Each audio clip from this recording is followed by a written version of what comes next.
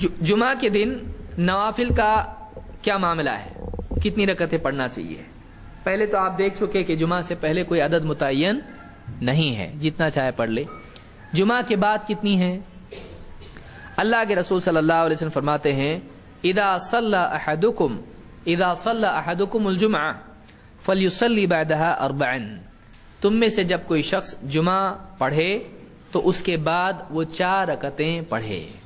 तो जुमा के बाद कितनी रकतें हैं, 4 रकतें हैं। इसको इमाम मुस्लिम ने रिवायत किया है।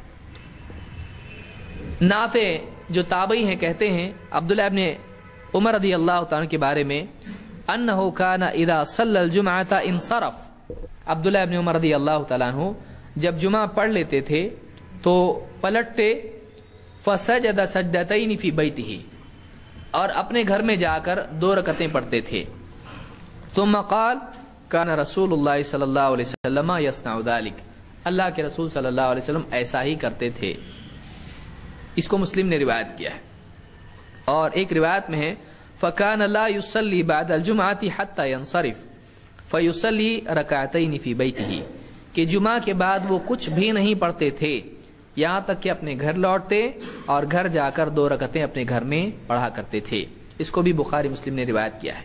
इन 2 रिवायतों से क्या बात मालूम होती है, इब्न तैमिया रहमतुल्लाह अलैह और बहुत सारे उलमा ने बात कही है कि जुमा के बाद अगर आदमी मस्जिद में नमाज पढ़े तो 4 रकतें पढ़े, और अगर वो घर जाए जैसा कि खुद अल्लाह के नबी सल्लल्लाहु अलैहि वसल्लम करते थे, अगर वो घर जाए तो वहां जाके कितनी पढ़े, 2 पढ़े।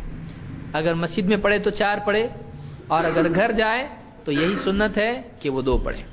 बाज़ उलमा कहते हैं कि घर जाए या मस्जिद जाए 4 ही पढ़ना चाहिए। क्यों, नबी सल्लल्लाहु अलैहि वसल्लम ने कितने पढ़ने के लिए कहा है, 4।